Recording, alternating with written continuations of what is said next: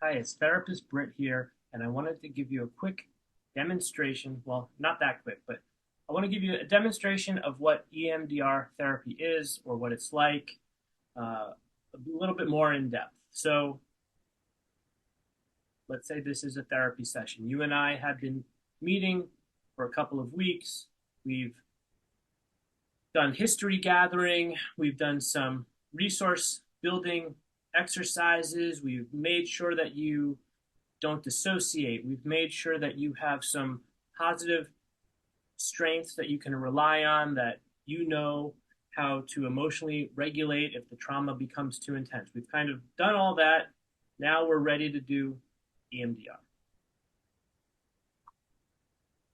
I remind you that you are always in control. If you ever need to stop, you can just put your hand up or tell me that you want to stop. That being said, first question is, what memory do you want to focus on today? Typically, we've spoken about this. You've already created a list of your top 5 or 10 traumatic memories from your life. So you probably have an idea of what you want to focus on. But truthfully, sometimes people throw me curveballs. They bring up some other memory we never spoke about, or they don't pick the one that I think we should be focusing on. But that's okay because you're in charge. I ask you to describe that memory for me. You describe it in as much detail as you can. I ask you questions to further describe it, further describe it. I ask you details that you remember. What time of day was it? What other things do you see when you picture this memory in your mind? What's the picture in your mind? Of that whole memory, I say, what was the most powerful or most poignant moment in that memory? You tell me that moment. I say, okay, when you think about that moment right there, what's the image that you see in your mind? Okay, you describe that image. When you see that image, are you seeing it like from your perspective? Is it like you're watching yourself from across the room? Or is it like a bird's eye view? You tell me. Okay, now we have that image. That's our target image. You're going to hold on to that in your mind. We're going to keep referring back to that target image. Okay, moving on. When you think about that target image, what's the negative belief that you have about yourself? The negative self cognition. This is usually an I statement. It doesn't have to be. Um,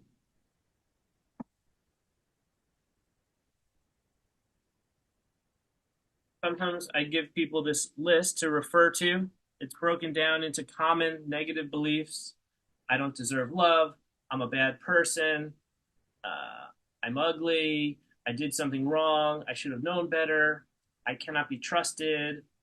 I don't trust anyone. I'm in danger. I'm not good enough. I'm powerless. I'm not in control. I'm weak, etc. You come up with whatever that is for you. And maybe I help guide you towards it. It's not always an I statement, but it usually is. After we identify that, I say, okay, and what would you rather believe? What would be a positive belief that you'd like to have when you think about this target memory?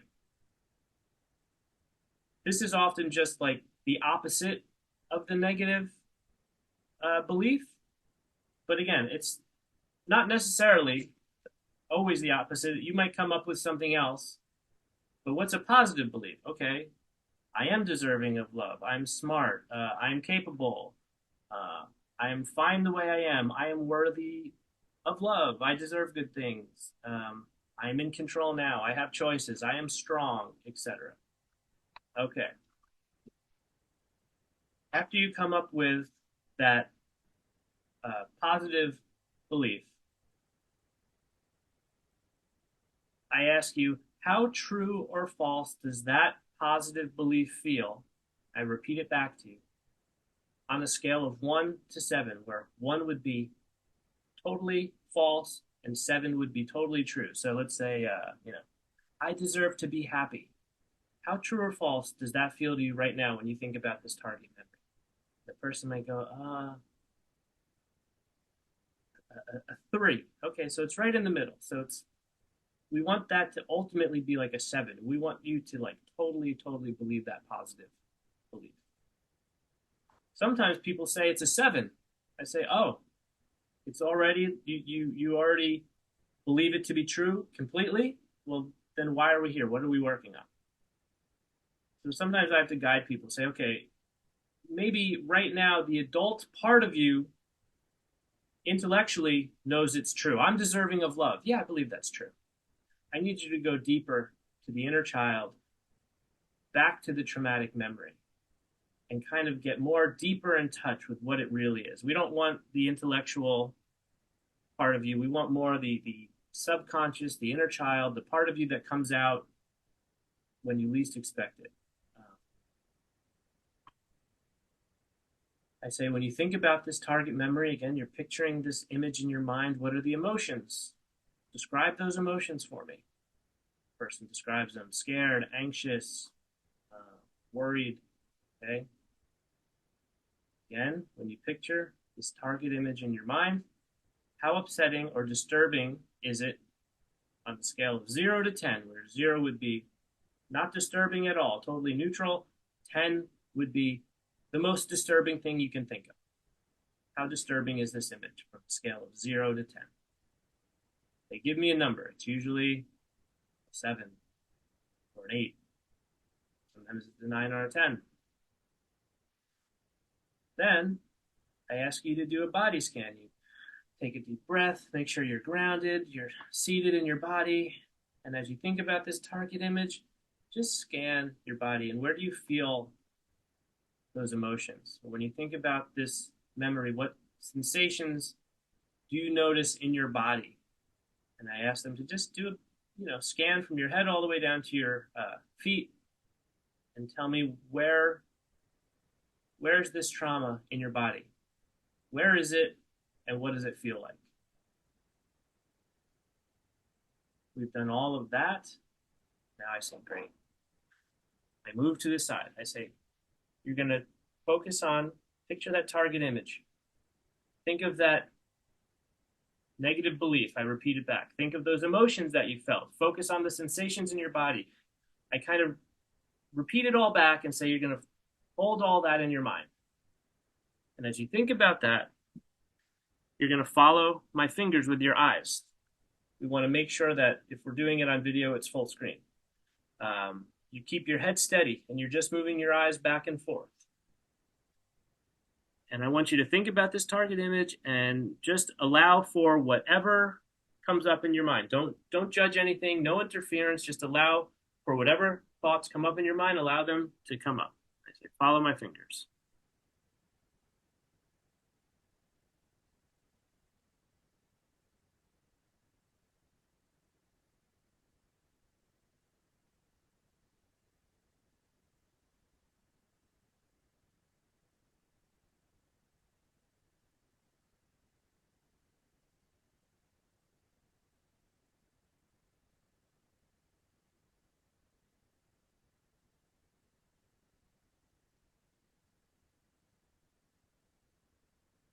Deep breath, let it go. And then I say, what did you notice as we did that? What happened in your mind? And the person just shares whatever came up for them. Sometimes it's very emotional and they're crying. Other times, maybe they didn't come up with anything.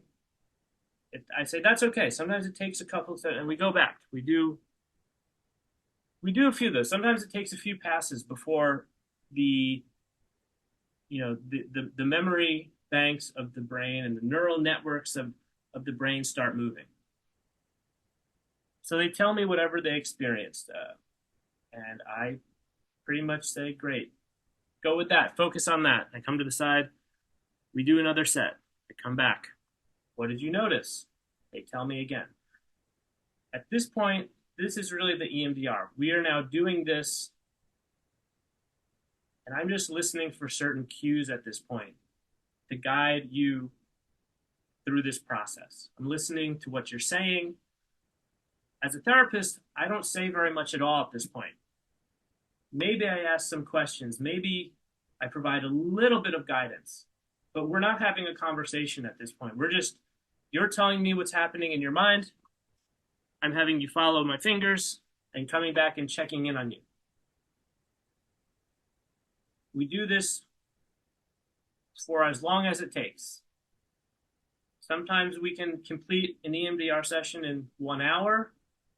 Sometimes it takes a couple of sessions, a few hours. Sometimes we really have to work through something. I've had it work beautifully and successfully and amazingly in the course of an hour, one therapy session. I've also had times where it's gone on for many, many, many sessions before we get to the end of it. I've also had sessions that kind of stall out, that, don't quite go the way I would expect. I've seen it all. But when I hear the right stuff and I realize, okay, and I always check in, where are you feeling that in your body? Is it still disturbing? How disturbing is it on a scale of 0 to 10? Ideally, that number starts going down. And I'm just checking in on that all the time. And also, where do you feel that in your body? You tell me where you feel, just go with that. Just feel that sensation. We're kind of just like pushing and pushing and pushing. I'm like a conductor on a train. Here, we're going for the train ride. We're at the stop. Everybody get off, get on, go back. We just keep doing that. We're doing that. We're just like eroding over this traumatic memory until it's no longer disturbing. And I've seen people go from a 10 down to a 0. And I make sure, hey, listen, it's not like I don't want to be encouraging or forcing you to say 0. But it's really amazing when people go, oh my God, they go, this disturbing memory that they initially said was like a 10, suddenly they're telling me it's a 1 or a 0. Oftentimes they tell me, I can't even picture it in my mind. It's fading out, or it's disappearing, or it's breaking up. I can't even see it anymore as clearly as I once saw it. After that, we go back to now the positive belief. I have you restate that positive belief. Is it the same? Maybe you came up with a new positive belief. We now take that positive belief and we tie it to that target image. And you focus on the target image and the positive belief. And we do some more passes. And we wait until that it just feels so good. We wait, how true or false do you believe it on a scale of 1 to 7? We wait till it's an absolute 7. That's strong and good. And we install that positive belief and we tie it to that traumatic memory. And again, we're just doing tons of this. Sometimes we do a little future planning where I ask you to imagine a similar traumatic experience that might come up and hold that positive belief, and we imagine a future scenario. We install that. At the very end, we do another body scan. I encourage you to sit, bring up the target image, the positive belief, and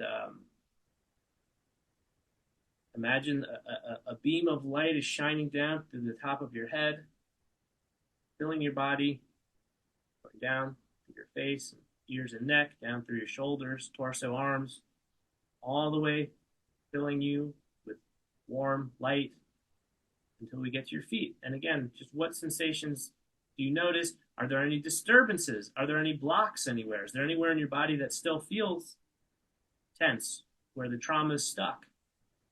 Normally, people feel pretty good at this point. They feel relaxed, and that would wrap up a full session of EMDR. And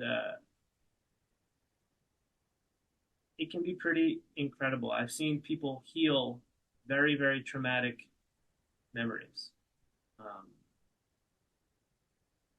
It doesn't work 100% of the time. I'm not going to lie, but it's very, very effective. And it's very different than talk therapy. So I hope that was a good demonstration of EMDR. And if you're interested, go to my website or email me, contact me, and we can do some EMDR together.